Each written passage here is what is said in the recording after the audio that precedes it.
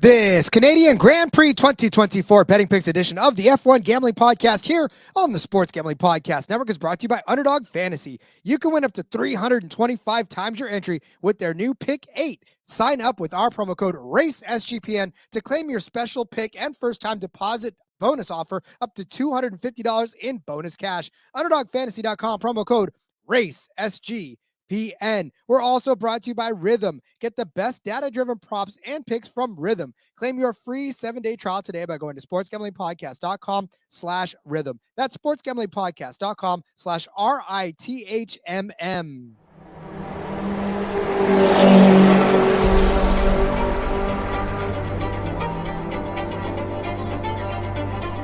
Get ready for speed.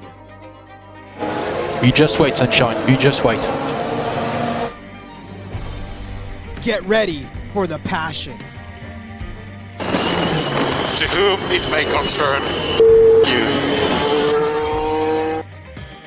Get ready for the raw emotion. Sì, ragazzi! Grazie, grazie, grazie! Dai, forza Ferrari! Get ready for the F1 Gambling Podcast on the Sports Gambling Podcast Network. Now, here are your hosts, Rod Villagomez and Cody Zeeb.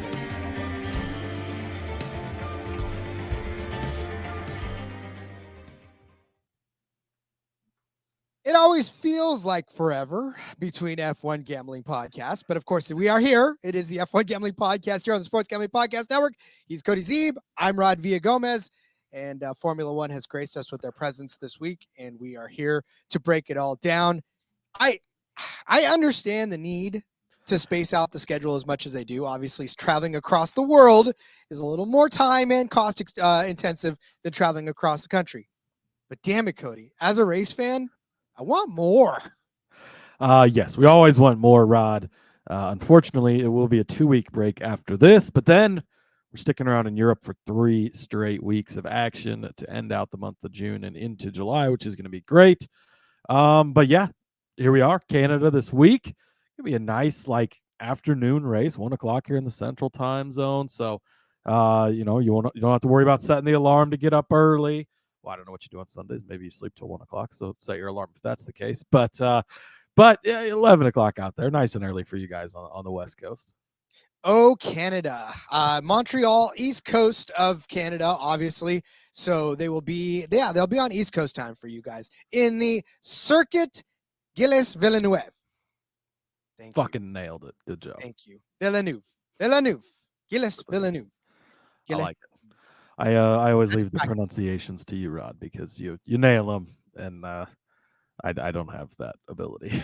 Oh, I probably butchered it, and there's going to be a million people in the comments saying, "Oh, but it's better than me getting on saying Gilles Villeneuve, right? I mean, I tried to at least get it right. Probably what it would have sounded like if I tried it. That'll be the last time that I say Circuit Gilles Villeneuve, because I don't want to try it again. I feel like I nailed at least as close as I could get to it. But yes, this is one of the shorter tracks on the circuit. It's not necessarily the full 5K that we are used to seeing, but still plenty of racing to be done on this track. I mean, I went back and I watched the last couple of years worth of races in this just to kind of get ready, because obviously they had one in 2019, didn't have one in 2020 or 2021, so they came back for 2022, 2023, which as a handicapper, you're like, well, shoot, man, I'm working off of really 2 years of data because so much has changed in those 2 years. Yeah, absolutely. And yeah, it's pretty much about as far as we go back a lot of the times anyways. But yeah, sometimes you like to go back and get a bigger picture on specific drivers. You don't so much have that here with that 2-year gap. But yeah, this circuit, Rod, by the way, looks like a bird. I'm gonna go with the bird. Oh, you're going with the bird. Yeah, so you got the turn, what is it? Turn 2 is kind of the head, and then you got like the wings underneath and a nice little tail out there to turn 10. Yeah, I'm going with a bird.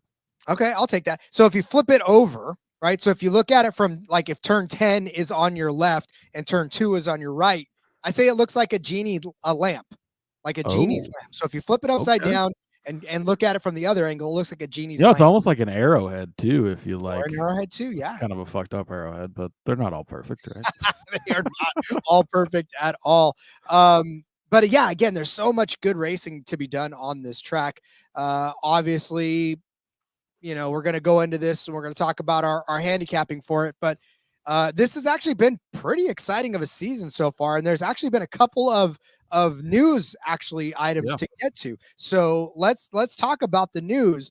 But I also want to tell you first about the NBA Finals. They tip off this week. We're giving away $100 cash and a $100 gift card to the listener who wins our NBA Finals prop contest. Head over to sportsgamblingpodcast.com/NBA Finals to enter. That's sportsgamblingpodcast.com/NBA Finals. Make sure you go give Munaf a listen over there on the NBA Gambling Podcast. That boy, God, I miss him during the offseason of football.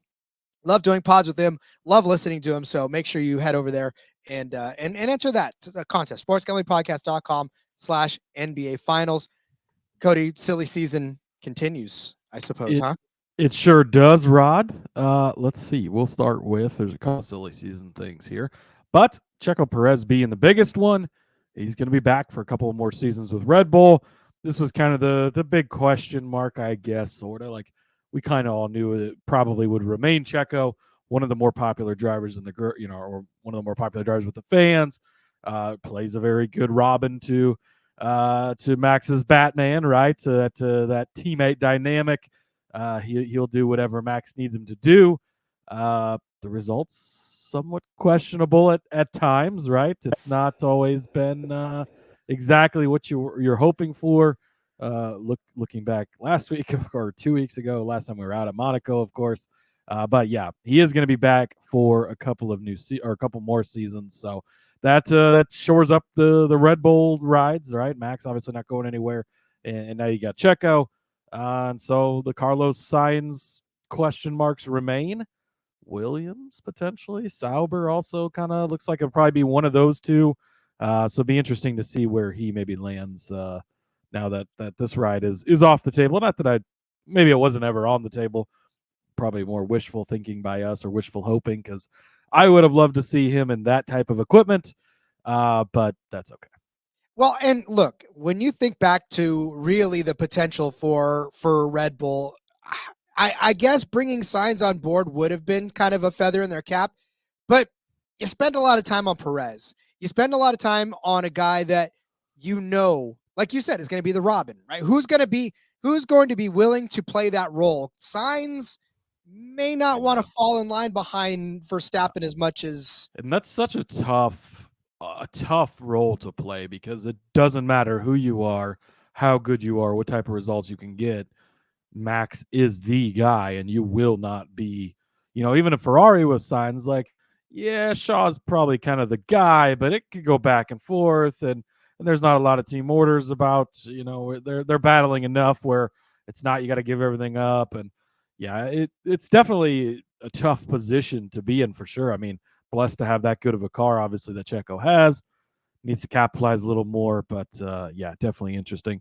The other move, Rod, I guess news you could say, Esteban Ocon is not returning with Alpine. That was announced after the stuff that's gone there the past few weeks. So opens up a ride over at Alpine. I've not really seen anything on who's probably going to that ride. He also, by the way, keep this in mind for your betting, because it's going to be important this weekend, Rod. 5-place grid penalty at the Grand Prix this weekend after his lap 1 collision with his teammate, Pierre Gasly, of course, last week. I think that Alpine was not very happy with that. A long list of things leading up to that, but maybe that was the final straw for like, fuck it, you're not coming back next season. So yeah, we have another ride open at Alpine. This past season, we didn't have a lot of changes, really. I'm trying to think. Not driver changes, team changes, yes, but not driver. But not driver changes. There really wasn't any, or hardly any. But there's going to be a lot of new guys and obviously, Lewis Hamilton going to Ferrari, the biggest piece, and Sainz leaving Ferrari because of that. But there's a lot of other shifting around and moving on the grid. So, looks like Yuki Tsunoda might not be back with VCARB. There's a lot of other things going on. So, yeah, it's going to be a new looking grid in 2025 when we get there. Yeah, and honestly too, if you're a guy like Signs and you're trying to take orders, it's a lot different between when you're dealing with the win and second place rather than fighting for third or fourth or second and third. Like that's the difference. You're always going to be fighting with a car that's going to be winning races, where as opposed to, well, is it the second step of the podium or is it the third step of the podium? Like if both of us are going to finish, who's going to get the higher finish on the podium? So I get that. Maybe he goes to Alpine. Maybe Sainz goes to Alpine and elevates that equipment. Definitely fun to speculate on that one. I'm sure there'll be plenty of speculation. As we say, we're going to Montreal for this Canadian Grand Prix, set for 70 laps around this 4.361 kilometer race, which is just shy. It's about 2.7 miles for just under 190 miles, 189 and some change, 305.27 kilometers. Valtteri Bottas actually has the track record on this one back in 2019 with a 1 minute 13 second .078 lap. Like I said, they came here up until about 2019, obviously from about 60 or 78 rather, and then took a couple of years off because of the COVID world. Now they are back for 2 years. And like I said before, a lot of stuff has changed. So, I mean, this is still obviously probably Max is going to win this race. But as we've seen, only minus 200 this week, Ron. The numbers drop. If you're going to bet him, this is the way to do it, right? But don't remind me about going all in on Max at Monaco, Rod. Oh, I know. Hey, listen, Max has won the last 2 races on this track, so you have to preface it with that. And I know there's other places out there that were banging their chests talking about how why we got Leclerc, and that's fine and that's well. And we never tell you ever to just blindly bet Max Verstappen. Like that's not what this show is about. I hope you know that by now, that this is not what this is. We never just walk on and say, Max is going, you just need to put all your money on Max. We tell you, probably Max is going to win. Like that, you can't not say that. But I went a little heavy on Max last time around. You did, but you can't win them all. That's how it goes. I mean, I felt like, we don't have to beat a dead horse, obviously, but felt like a good spot. This is probably going to be a great spot for Max. Minus 200, we're getting a little bit back into the territory where it's tough to lay, especially with the improvements we've seen from the other guys. We've got some ways around it. Also, we're going to kind of work that into some of the bets too. So, again, that's what we do here, and I'm ready to do it if you are, Rod. I'm ready to do it too. So let's do it, but let's also take some mime time. Some mime time? Time? Is this a truck series? Mime time? I know. Let's take some time to tell you about Underdog Fantasy. Pick 8. Now live for the NBA Finals. You can create entries with up to 8 picks. Underdog is going to automatically double flex your entries so you can miss up to 2 picks. Listen, I'm telling you, this is like being able to miss 2 shots and still win the game, right? In NBA. It's fantastic. It's still going to win your entry if you can miss up to 2 picks. With more picks to make and extra ways to win, the excitement is higher than ever. The best part, you ask? Well, you can win up to 325 times your original amount because you can use special and boosts all on flexed entries. Ooh, man. I'm telling you right now, can't wait to use that pick 8. Going to be using some pick 8s on some drivers that probably don't expect me to be using pick 8s on.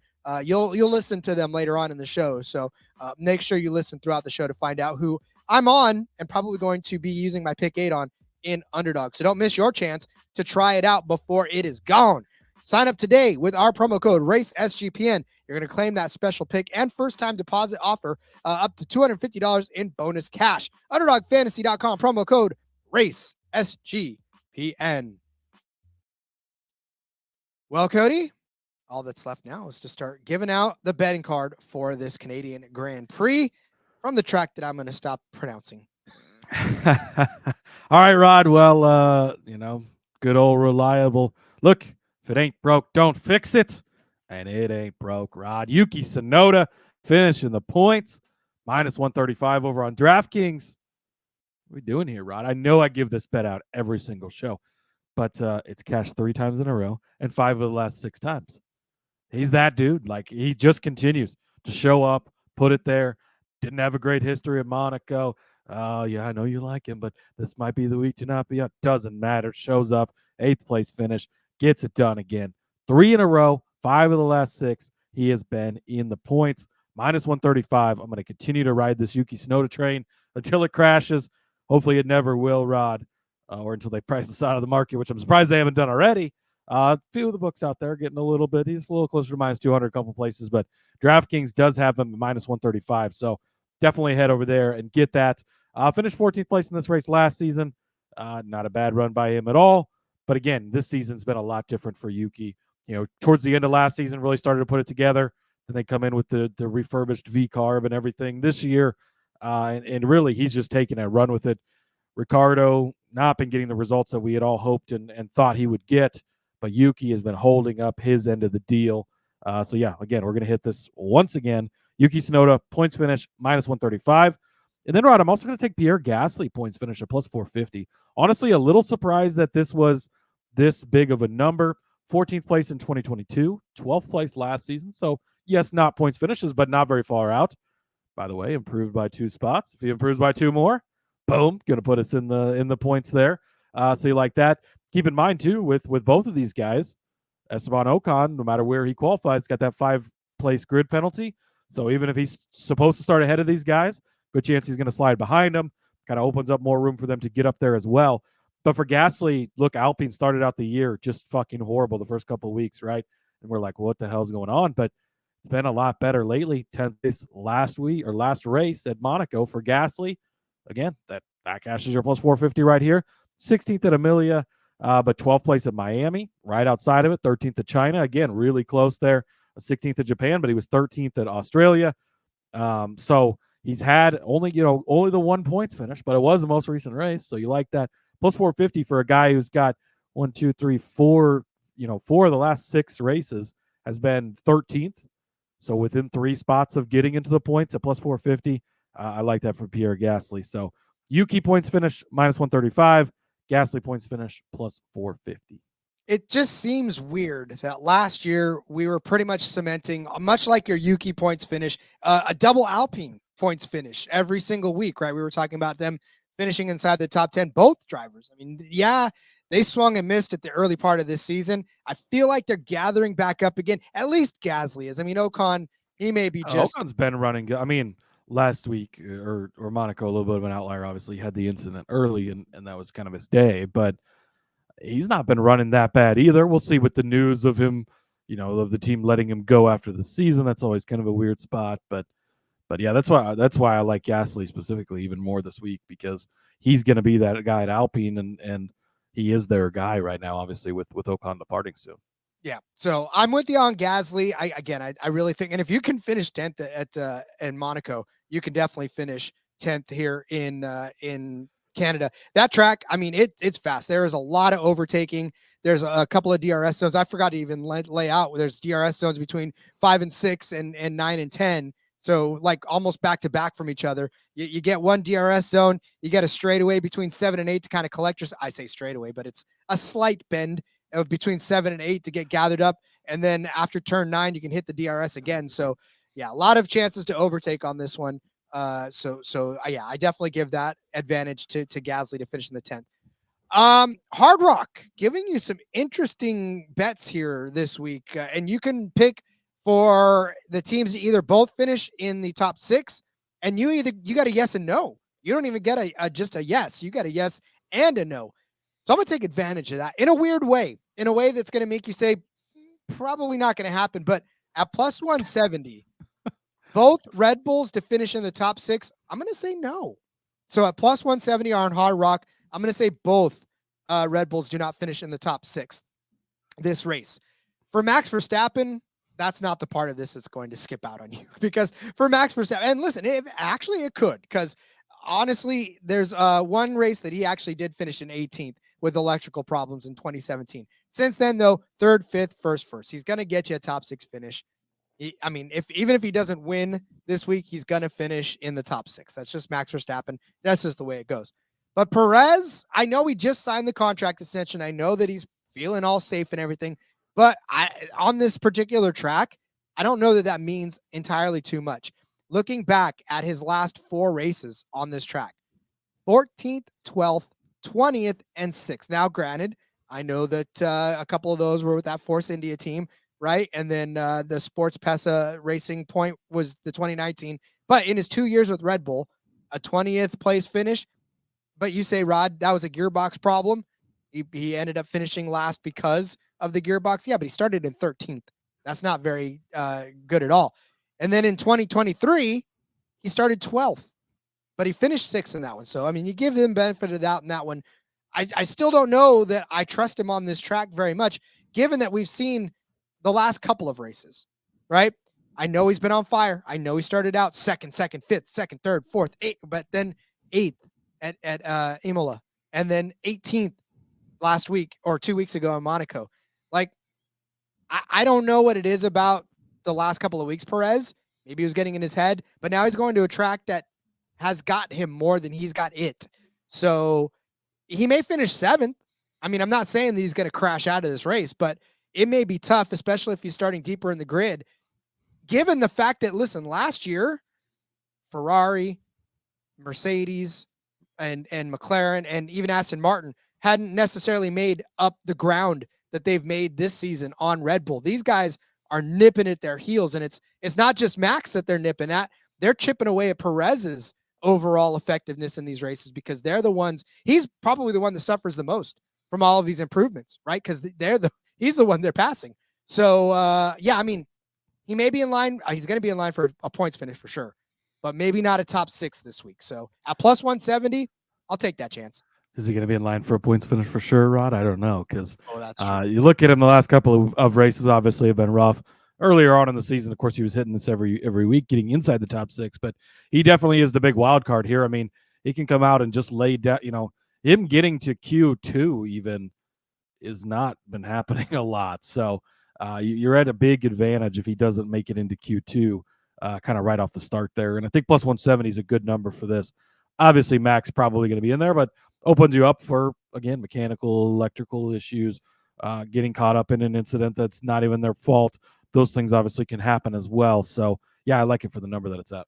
Yeah, I mean, look, one of them touches somebody the wrong way in turn 1, and then everybody is happy because neither Red Bull finishes in the top 6, and you still cash this bet. So, all right, let's get to some more bets, but let's also get to the fact that we're going to tell you about Rhythm. If you're betting on NBA player props, you need to download Rhythm. Rhythm gives you a menu of the best player props for every single NBA playoff game, making it easy to go through and find the best props to put your money on in seconds. Rhythm's predictions are backed by over 3 years of data and a team of data scientists and quants that focus on fine-tuning an algorithm to give you the best shot at winning. Rhythm pairs its prediction with player props graphs to help you feel even more confident in your picks, which you can make whenever or wherever you normally place your bets or DFS picks. From superstars to bench players, Rhythm finds the best player prop lines, all backed by AI data, without you needing to endlessly scroll a sportsbook. Rhythm also allows you to create your own custom NBA models, so you can get AI-backed money line spreads and total picks for every playoff game.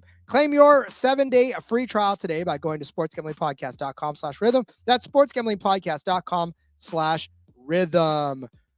NYRA, you can bet at the Belmont Stakes in Saratoga with NYRA Bets. Join now to claim your $25 free bet and $200 deposit bonus just in time for the Belmont Stakes. I know that says Kentucky Derby, but we're talking about Belmont Stakes right now at nyrabets.com/SGPN25. You need an extra boost? Bet the Penn Mile with a bonus. Earn $10 win or lose when you bet at least $100 on Penn National on Friday. Visit nyrabets.com to opt in. That's not all. Get $10 win or lose when you opt in and bet at least $100 on Monmouth Park on Saturday. On Sunday, it's your chance to win big at Monmouth Park. Grab a share of $2,500 when you hit the last 2 trifectas. Just opt in at nyrabets.com and get ready to cash in on the excitement. The winning streak continues. Score another $20 win or lose when you bet at least $100 on Asinioba Downs on Monday. And remember, to get your $25 free bet and $200 deposit bonus for the Belmont Stakes, just go to nyrabets.com/SGPN25. Nailed it. Good job, Rod. All right, next up for me, going to reach over into a little bit of a longer shot market that I like a little bit this weekend. Give me the Haas boys to get a double points finish. Plus 1,400, Rod. Look, it's 14-1 for a reason, right? I'm not gonna just say that Haas has been the shit this year. They're obviously not Ferrari or Red Bull. We get that, but these Haas cars have not been too bad. Led specifically by Nico Hülkenberg, by the way, because Just they've really been showing up. So absolute disaster in Monaco, Rod. We're not even going to talk about that. Obviously, they took each other out on lap one, destroyed both cars. So much so that Gene Haas had to sell his entire NASCAR team just to afford new ones. Funny Not so timing, much, wasn't it? yes, funny timing. But prior to that, Rod, it's been up and down, right? And Hulkenberg's actually been the part that's carried this pretty safely, and he's kind of always in or around, very much around the points. So not so much worried about him. You're going to need Magnussen to carry his end of this side, of course. But you go back to Imola, whatever it's called. You know what it is. The last race before Monaco, 11th and 12th place. They were 1 and 2 spots outside the points, right on the edge at 14-1. I like that. Go back to Miami, 11th and 19th. So again, not quite there. 10th and 16th to China, but Japan, 11th and 13th. Again, we're very close to being in there. Maybe something happens like it did at Australia, where a Max gets out, a Lewis gets out, opens up some spots. Guess what happens? 9th and 10th place, double podium for them at Australia. So you're probably going to need a little bit of help to get this, but a 14-1, something you're kind of expecting. Go back to Saudi Arabia, 10th and 12th place there. Again, 1 in the points, 1 very, very close. Bahrain, even to start the season, was actually flipped. This was the one where Magnussen finished ahead with the 12th and a 16th place finish for Hulkenberg. But, track history, not great here for the Haas, Rod. We're not even going to cover that. It hasn't been good, but been a little bit different this year. They've been better overall, just as a team together. Hulkenberg has been very much improved. Again, 10th, 11th, 11th, 11th, 10th, like right there on the edge of the points each and every single week. Probably going to need a little bit of help to get this one, but there also is going to be some weather throughout the weekend too. Magnussen seems to be a guy. I don't have any actual data to back this up, but every time it rains, it seems like Magnussen is doing well. He seems to be able to fight through that good. Maybe that can play into his favor, help get up there. Again, you got the Ocon grid penalty, so that kind of gives them a chance to jump ahead of him there. You get 1 or 2 incidents up front, guys with some issues. I think this could cash. 14-1, long shot for a reason, but a long shot that has a chance for a team that's been really close. And even just most recently, 2 races ago, again, Monaco, just an absolute crash fest disaster. Even though they were fast in practice and qualifying, had the penalty where they had to start the back. But 11th to 12th in the race just before that, sitting right there on the edge of points contention. So I think that they can do it at 14-1, worth a shot on Haas for the double points finish. Yep. And speaking of weather, I'm looking at it right now. 64 rainy, 63 raining on Sunday. So it says light rain, but I mean, that could mean anywhere from intermediates to full on wet weather. So we'll and whatever they tell you is going to happen in 10 minutes, it probably won't happen. So again, it's so hard, especially earlier on in the week. I mean, it's Wednesday. Who knows what the weather's actually going to be like, because we know it all changes so much, but there is a good thread of it throughout the weekend. So I would definitely prepare to have them for sure. So I know I already used this analogy earlier in the week, but not here, because guess what? We haven't done the show in a while. But so I feel like Haas is now the girl that we are staring at now in the meme, where we're holding hands with Alpine double top 10, but we're eyeballing Haas top 10 or double top 10, because that's our new.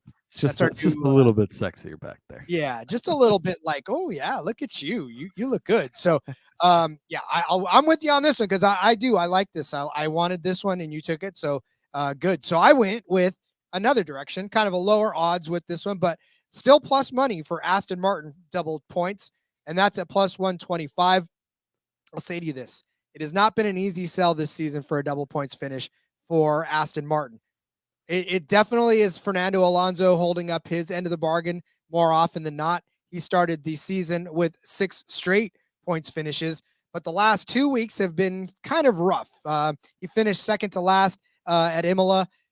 That was just a rough race for everybody overall. And then I'm not really taking too much out of Monte Carlo. One, because it's Monte Carlo, and Monaco's a completely different race altogether. But that strategy at the beginning of the race just sort of tossed all kinds of people's races out the windows. He still did manage to finish 1 point or 1 place outside of a points finish in 11th place.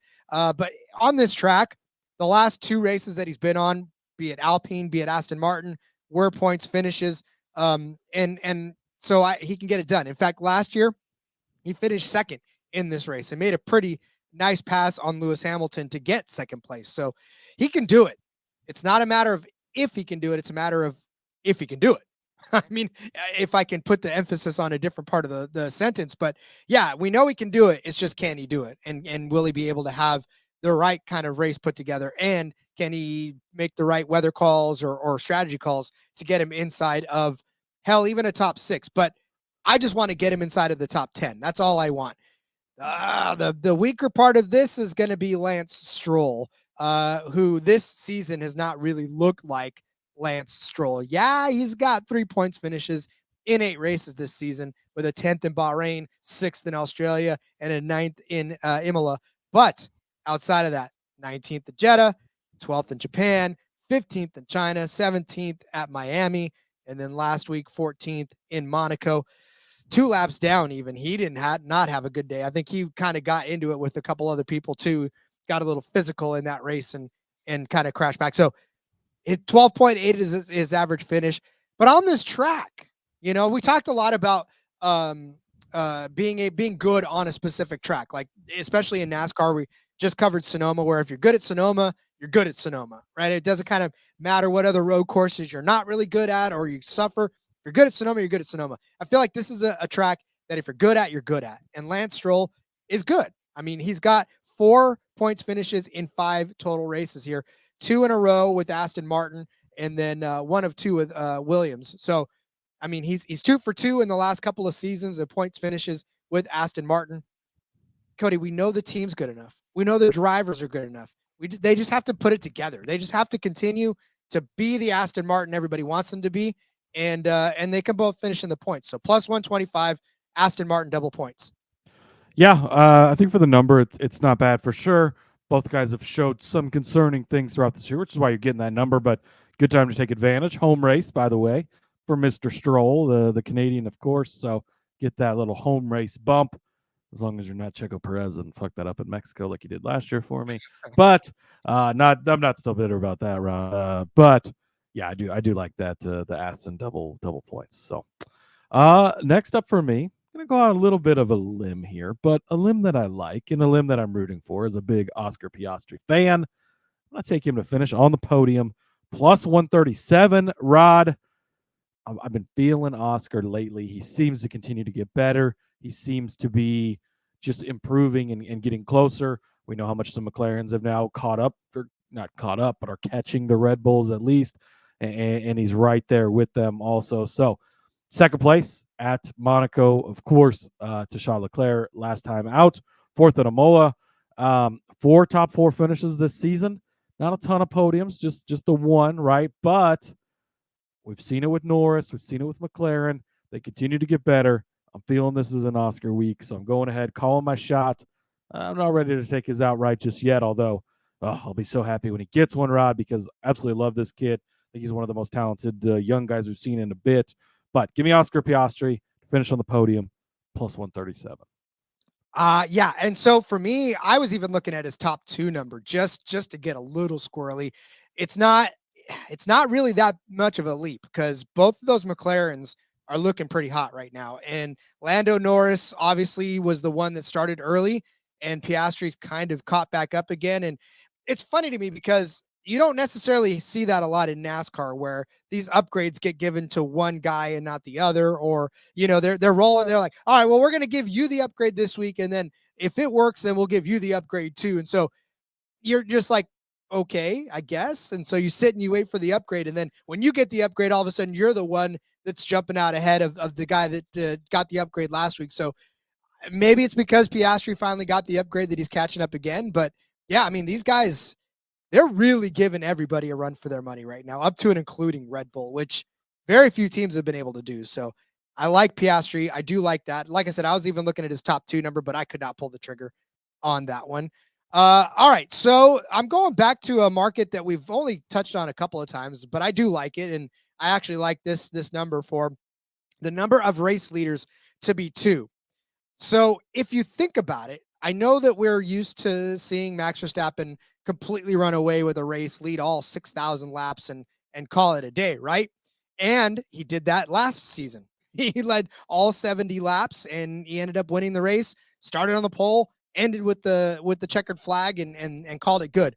But the year before that, Verstappen only led 53 laps, and it was Carlos Sainz that led 17 laps. There was 2 leaders in that race.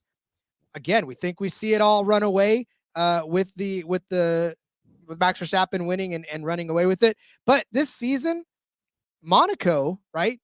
Yeah, Charles Leclerc led all 78 laps from the pole. But again, that had to do more with strategy than anything, because that early yellow gave everybody the opportunity to come in, change tires, and that was it. That's all you needed.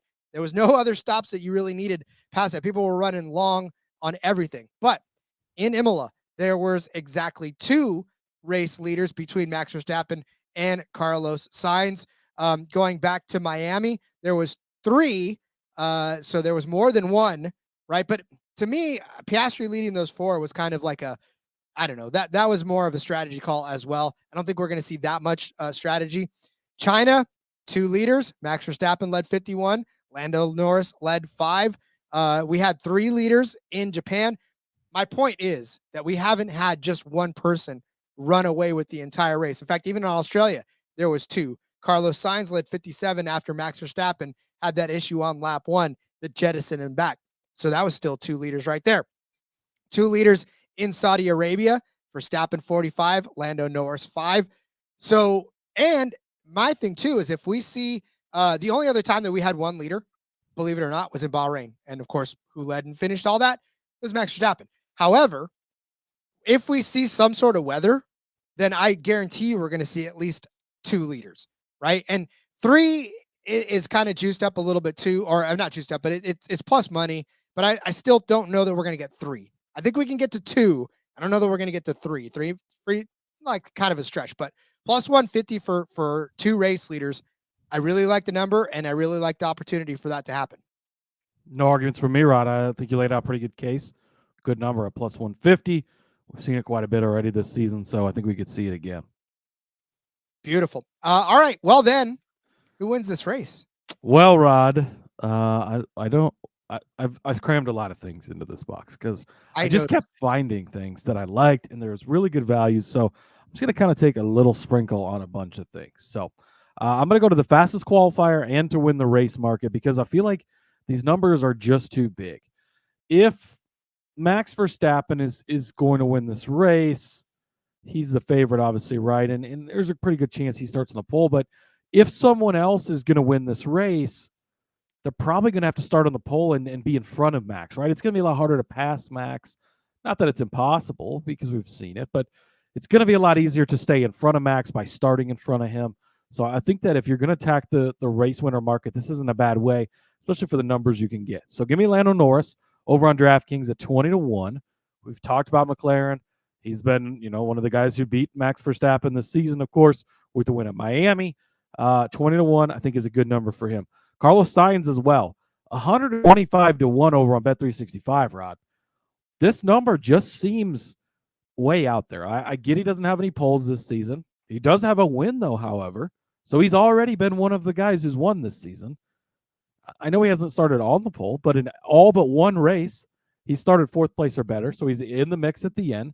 Maybe he lays down a good lap. Maybe we get some weather that impacts it and ends up playing in his favor based on how things fall. Again, it's 125-1. You're probably going to need a little help for it to happen. But if he can start on the pole, there's no reason Carlos Sainz can't win this race, Rod.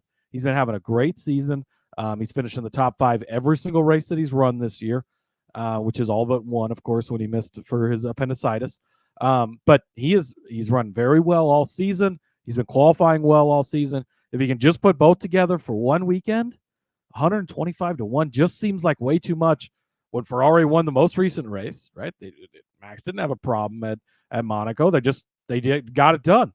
And Sainz was hanging out right there all day, right? I think he ended up on the podium, right? He was 3rd place in that race. So I think at 125-1, too big of a number. Then I'm going to go to the fast lap market, which I always love. Kind of big on Sainz this week. I'm going to take him at 14-1, Rod. He was the 2nd fastest guy here 2 seasons ago. And again, this is one of those tracks where it's different every year. Like, we haven't had somebody that's just kind of done it again and again. And once again, give me Yuki Tsunoda 100-1. Again, Rod, last week, 4th fastest lap on the day. He continues to just hang out. He's not getting the fastest lap, but he's been really close a couple of times. second, third, fourth, right there in the area. And probably what's hurting him is actually running so good, because it makes it harder to just go down and set a fast lap. But if he gets in a position where he does have that opportunity, I think they'll try it, because I think he can get it done. He's already been getting close. You've seen that little purple thing clock go to his name a few times before somebody else takes it away from him. 100-1 for as good as he's running, as fast as he's looked. I think it's a good way to get in on Yuki when he continues to show up and be one of the guys that's at least in the mix for fastest lap each and every single week. And then I gave out a bet over on the NASCAR Gambling Podcast, just in case you haven't listened to that. I'll give it out here as well. Kyle Larson, I think, is a really good guy to bet on this week at Sonoma, road course racing over in NASCAR. So if you're not a typical NASCAR fan, you want to check out the road course racing, more F1 style, right? Go check it out. A couple of V8 supercar guys are going to be running in that race. Of course, we all know what happened with Shane Van Gisbergen last season, where he went over and won the race. But I like Kyle Larson in that one. If you think this is going to be a Verstappen race, you can get Verstappen plus Larson boosted over on Caesars at 13-1. I like that, because you're increasing Larson from, we found him at plus 900, but he's usually plus 750 most places.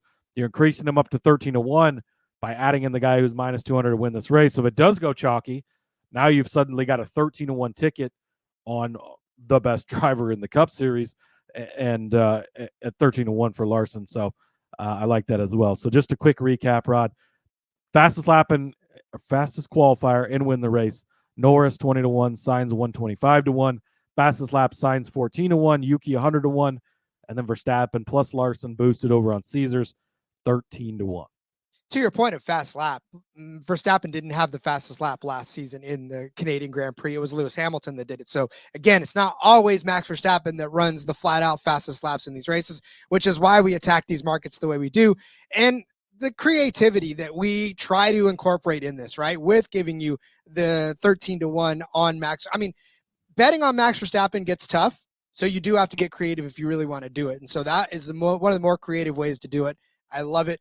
For me, I'm going to just go and look. I know that this is probably not the most creative of bets at all, because Charles Leclerc just won last week. But here's the thing about it. So he's 5-1 right now, and he just won last week. That's the thing, that if somebody wins last week, it's never usually that big of a correction. But 500 is still a good number.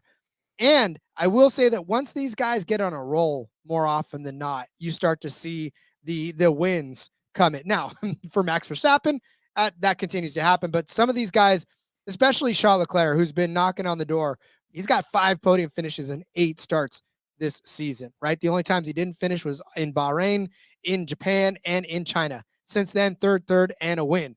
I mean, how much more do you have to keep knocking before you get back in again? So he got in Monaco. Can he get in again here? Not bad on this track overall, right? Points finishes in all 4 of his starts on this one. A 5th place in 2022, a 4th place in 2023. If anybody's going to win this race, it's going to be the guy with the hottest hand right now, and that's Charles Leclerc. Because again, he's been a guy that's been right next to, standing on either end, it doesn't matter, of Verstappen most races, and on top of the podium, last 2 weeks ago. So I think at 5-1, that's still a good number for a guy that can very easily take advantage of a mistake from Red Bull, or just win this race flat out on its own. So I know last week or a couple weeks ago, people were giving out Leclerc for the same reasons. I'm on it this week too. Like, I honestly believe that it's an opportunity for him to win back-to-back races and close that gap a little more between Max Verstappen. Let's make this a race, shall we? Let's make this not just a race, but let's make this a championship race. I'd like to see a little more competition going into the end of the season than Max settling this next week in Europe, or 2 weeks from now in Europe, even though I know he can't. But I'm just saying, like, I don't want to see him close this out in the 4th to last race of the season and have the rest of it just be fighting for second place. And I did say that there's going to be a lot of overtaking in this race. There may not be a lot of overtaking at the front, but there's definitely a lot of overtaking throughout the field. So gets out front, stays out front, and just loses the spot once while he pits, and then regains it again. And we get all kinds of bets cashing because of it. Yeah, no argument here from me. I mean, look, they seem like they've really gotten close and possibly caught him. So, 5-1. I think it's a good call. If you think that Max's time is up, Rod, Time to send him to the retirement home. Just kidding. Maybe not quite that, right? Oh my God. But no, I like it at 5-1. It's a good bet. Beautiful. All right. Well, then get out your pen and paper. Time to go over our bets for this Canadian Grand Prix. Cody started you out with Yuki Tsunoda as a points finisher at -135. Also tossed in Pierre Gasly at 4.5 to 1 as a points finisher. I said that not both Red Bulls were going to finish in the top 6. Maybe one, but not both at +170. We'll see if that holds true. That could be one of the stupidest bets I've ever made in my life, but I'll play the odds. Cody gave you Haas as a double top 10 finishing team at 14 to 1. I said Aston Martin would do the same at +125. Cody said that Oscar Piastri would finish on the podium at +137. I said there would be 2 exactly race leaders in this race at +150. Cody gave you Lando Norris or Carlos Sainz. Lando Norris at 20 to 1. Sainz at 125 to 1 to be the fastest qualifier and win the race. Also said that Carlos Sainz would turn the fastest lap at 14 to 1 or Yuki Tsunoda at 100 to 1. Also gave you the Verstappen and Larson combination at 13 to 1 over there on Caesars. Both of those guys to win their respective races. Where I just flat out gave you a Charles Leclerc 5 to 1 to take home the trophy from Canada. Cody, practice starts tomorrow or today or whenever you're listening. But yeah, I mean, I love it because it's easy for me to calculate because it's right here in my own backyard, sort of. They're only 3 hours away. So practice starts on the 7th at 10:30 Pacific. So what is that? 1 o'clock, 1:30 for you guys on the East Coast. So yeah, set your DVRs for that to watch the practices because you learn a lot during practice. That's for sure. Yeah, absolutely. You learn a ton, and sometimes the practices and qualifying sessions are more exciting than the race, even, Rod. So a lot of times qualifying especially can be. So yeah, it's nice to have all normal American times for all of the practices and qualifying session this week. All either in the morning or afternoon. A lot of them in the afternoon, evening, even a little bit. So yeah, I'm excited. Glad to see them over here on North American soil, and should be a good race weekend. I'm excited. Me too. Don't get too spoiled though, because next or 2 weeks from now we go right back to having to set our alarm clocks or our DVRs for that. So, all right, Cody. Well, then all that's left is to turn everybody loose to start their betting cards and start getting ready for the practice and qualifying. So, Cody, as we do, let everybody know where they can find you outside in this big wide world. Yep. Follow me over on the X at Husker_Zeeb. You can find all of my stuff over there, Rod. Absolute crap ton of things. Not going to list them all off. Go check it out. Make sure you check out the NASCAR Gambling Podcast as well. And we'll see you again soon. Good luck in Canada this week. Good luck in Canada. I know, and the CFL season is starting too in a couple of weeks. So definitely a lot going on over there in Canada. Go Montreal Alouettes. Go everybody out there. Follow me on Twitter at RJ Villagomez. There's a link in the bottom, everything I got going on, whether it's here. Of course, check out the NASCAR Gambling Podcast, like Cody said. Tons of stuff coming out for Sonoma this week. And then, of course, make sure you check out the Back Road, Seth and Elliott talking about Sonoma for you as well. And then, Sportsbook Review, when they do give me an opportunity to write F1, I love the opportunity to do that. So you can check that out as well. And, of course, Arena Football. There's a couple of pieces of content coming out for me there as well, too. So, all right, everybody, enjoy Canada. Enjoy the F1 race this week. We'll see you next time. And until then, let's go racing and let it ride.